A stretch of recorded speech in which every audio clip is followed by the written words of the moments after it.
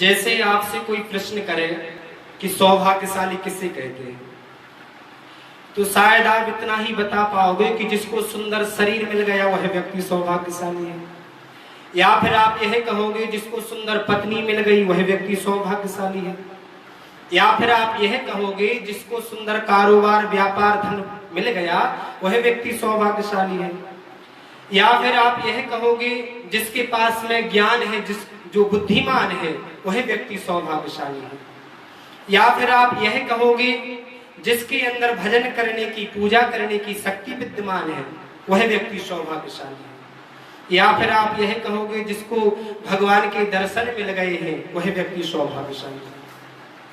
अगर भैया इन सबको आप सौभाग्यशाली कहते हैं तो मुझे तो लगता है कि रावण सबसे ज्यादा सौभाग्यशाली है। क्यों?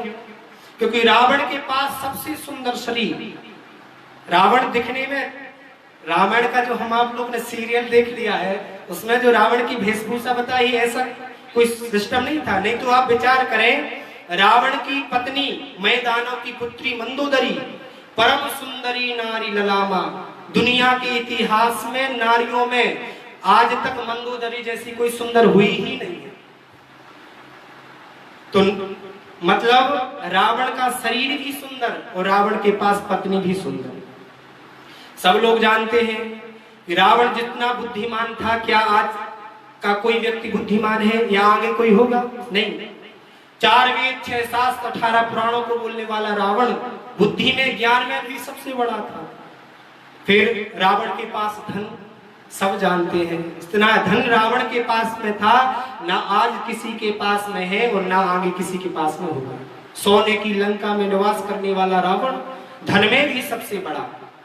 यदि आप भक्ति करने वाले व्यक्ति को, पूजा करने वाले व्यक्ति को सौभाग्यशाली कहते हैं तो रावण ने कितनी भक्ति नहीं की भगवान शंकर की, रावण ने कितनी उपासना ब्रह्मा जी की नहीं की है, तो रावण भक्ति में भी सबसे आगे। फिर यदि आप भगवान के दर्शन करने वाले व्यक्ति को सौभाग्यशाली कहते हैं तो रावण ने कितनी बार सीता मैया के दर्शन नहीं किए, रावण ने कितनी बार हनुमान जी के दर्शन नहीं किए, लेकिन रावण को आज तक किसी ने सौभाग्यशाली कहा? नहीं कहा। रावण यदि सौभाग्यशाली होता तो दशहरे के दिन हम रावण का पुतला नहीं फूंकते बल्कि अपने घरों में बिठाकर उसकी पूजा करते। इसका मतलब क्या है? भले ही कोई व्यक्ति कितना बड़ा धनवान क्यों ना हो, कोई कितना बड़ा बुद्धिमान ज्ञानवान क्यों ना हो, कोई कितना बड़ा व्यापार कारोबार वाला क्यों ना हो, कोई कितनी बार भगवान की भक्ति करने वाला ही क्यों ना हो, दिन में कोई कितनी बार भगवान के दर्शन करने वाला ही क्यों ना हो, लेकिन वह व्यक्ति सौभाग्यशाली नहीं है। रावण यदि सौभाग्यशाली होता तो कोई भी अपने माता पिता, अपने बच्चों का नाम रावण मंदोदरी क्यों नहीं रखता? इसका मतलब रावण के पास सब कुछ था लेकिन किसी ने रावण को सौभाग्यशाली नहीं कहा। सौभाग्यशाली वही बन सकता है जिसे जीवन में 2 वस्तु मिल जाए। पहली वस्तु है संतों के दर्शन करने को मिल जाए और दूसरी वस्तु है ब्राह्मण के मुख से भगवान की कथा श्रवण करने को मिल जाए, तो निश्चित रूप से वह व्यक्ति सौभाग्यशाली है। तुलसीदास जी ने कहा भी है, सुतदारा और लक्ष्मी पापी के भी हो, संत समागम हरि कथा तुलसी दुर्लभ दो। रावण के जीवन में सब कुछ था, केवल 2 चीजें नहीं थी। एक तो उसे सच्चे संत का कभी दर्शन नहीं हुआ और उसे जीवन में कभी सत्संग नहीं हुआ। आप विचार तो करें कि सत्संग की महिमा कितनी बता दी है। ताज स्वर्ग अपवर्ग सुख धरि तुलायक अंग, तूल न ताहि सकल मिली जो सुख लव सत्संग। इसी का संस्कृत में है, तुल्याम लवीनापि ना स्वर्गम ना पुनर्भवम भगवत संगी संगस्य मर्त्यानाम किमुतासता। सबसे बड़ा होता है घंटा, घंटा से छोटा होता है मिनट, मिनट से छोटा होता है सेकंड, सेकंड से छोटा होता है क्षण और क्षण से छोटा होता है लव। तो एक लव मात्र के सत्संग की तुलना आप इस जन्म में तो ठीक है उस जन्म में भी नहीं कर सकते। इतना सत्संग की महिमा हमारे शास्त्रों में बताई है। और भैया जब आपको संतों का दर्शन मिल जाए, संतों के दर्शन आपको हो जाए तो समझ लेना और हमें परमात्मा की प्राप्ति निश्चित होगी। हम लोग गाते हैं, जब संत मिलन हो जाए, जब संत मिलन हो जाए, जब संत मिलन हो जाए, जब संत मिलन हो जाए, प्रभु इतना समझ लेना, प्रभु हरि से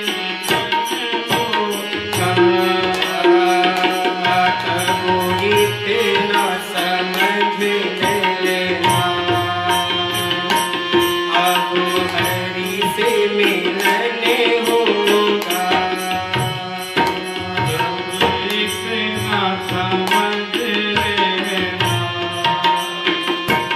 प्रभु हरि से मिलने। ना है कि जब हम सत्संग करें, पूजन करें और माला लेके बैठे, और यदि हमारा मन जहां कहीं भी है तो भजन करने का, पूजन करने का फल भी उसे प्राप्त होगा।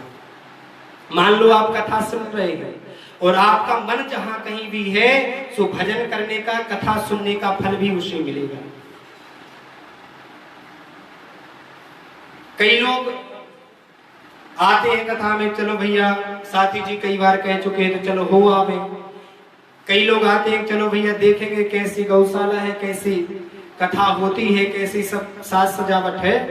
तो वो देखने के उद्देश्य से वो तन लेकर के आ गए हैं और मन तो उनका घर पर है।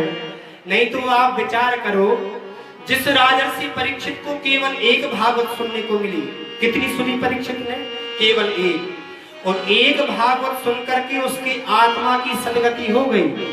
और हमने ना जाने कितनी भागवत कथाएं सुन ली, कितनी बार राम कथाएं सुन ली, पर कोई ठोल ठिकाना पड़ा नहीं पड़ा।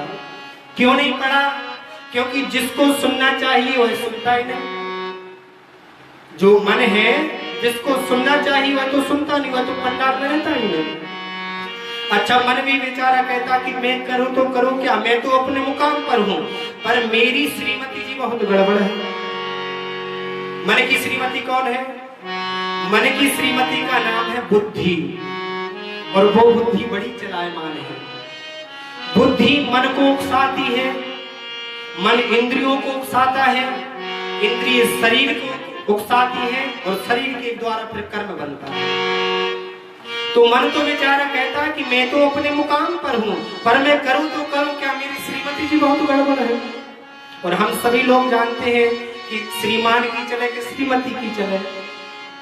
हमारे यहाँ एक सुंदर कहावत है, दादा दादा सब कहे बहू कहे ना कोई, और दादा के दरबार में बहू कहे सो। चलती किसकी है घर में? श्रीमान की, श्रीमती की। भाई श्रीमती की चले। जब तक व्यक्ति अकेला था, कुंवारा था, आप सब सुन रहे हैं, क्या कोई अपने घर से अलग हुआ? क्या उसने कभी ये कहा कि मैं अलग रहूं, अलग बनाऊं, अलग खाऊं? नहीं कहा। लेकिन उसकी मति के साथ जो श्री जुड़ा, तो साल भर भात धीरे से चर्चा आती है कि नहीं हो तो हमारा हिस्सा अलग कर दो। तो वो भी कहती है बिल्कुल चिंता मत करो, हमारी मम्मी जी ने गैस टंकी सब कुछ भेज दिया है हमारे साथ, इसी के लिए तो भेजा था। कब आई गड़बड़ी? जो मति के साथ श्री जुड़ा। श्री को लक्ष्मी जी कहते हैं, वो श्री को बुद्धि भी कहते हैं।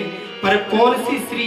वो श्री जो है वो यदि नारायण के साथ जुड़ी है, उसका पति जो मन है वो भी नारायण के साथ जुड़ा रहेगा। और यदि श्री बुद्धि हमारी इधर उधर है तो आप कितना भी भजन कर ले, कितना भी सुमरन कर ले, कितना भी पूजा पाठ कर ले, सत्संग करने पर कोई फायदा होने वाला नहीं। लोग आजकल बड़ा सुंदर दृष्टांत देते हैं कि भैया शरीर से जाकर के बस में बैठ जाओ तो आपका मन लगे बस में अथवा नहीं लगे, पर आप पहुंचोगे तो अपने मुकाम पर ही। अरे भैया, वो बस का सफर है, ये जीवन का सफर है। यदि आप मन से नहीं सुनोगे तो जब गोकर्ण जी ने धुंधकारी के निमित्त श्रीमद् भागवत महापुराण की कथा को कहा तो भगवान के धाम से पार्षद विमान लेने के लिए आ गए और धुंधकारी उसमें बैठने लगे। तो गोकर्ण जी ने कहा, अरे महाराज सुनो, कथा सबने सुनी लेकिन विमान धुंधकारी के लिए क्यों आया? कथा सबने सुनी तो सबके लिए विमान आना था। तो पार्षदों ने कहा, भैया गोकर्ण, श्रवणम तु कृतम सर्वे नाथ था मननम कृतम फल भेदस्तदो जातो भजनादपि मानव। कथा तो सबने सुनी, शरीर से तो सभी आए थे, तो जब हम बात रहे थे तो सभी के कानों में गई, लेकिन जो मन से स्मरण करना चाहिए, जो मन से मनन करना चाहिए, वह केवल धुंधकारी ने किया। तो जब तक हमारा मन स्वतंत्र रहेगा तब तक हमें परमात्मा की प्राप्ति संभव नहीं है। मन को बस में करो।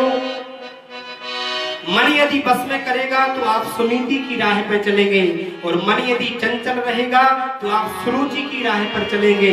तो सुनीति और सुरुचि में अंतर क्या होता है? बोले सुरुचि के यहाँ उत्तम होते हैं और सुनीति के यहाँ ध्रुव होते हैं। मतलब बोले जो अपने मन को स्वतंत्र छोड़ देता है वो सुरुचि को पाता है, सुरुचि को पाता है तो उससे उत्तम होता है। उत्तम मतलब अंधकार, वो अंधकार को पाता है। और जो भैया अपने मन को बस में कर लेता है वह सुनीति को पाता है, और सुनीति को पा लिया तो सुनीति से ध्रुव होते हैं तो वो सत्य को पा लेता है। इसलिए सबसे पहले हमारे मन को एकाग्र करना बहुत जरूरी है।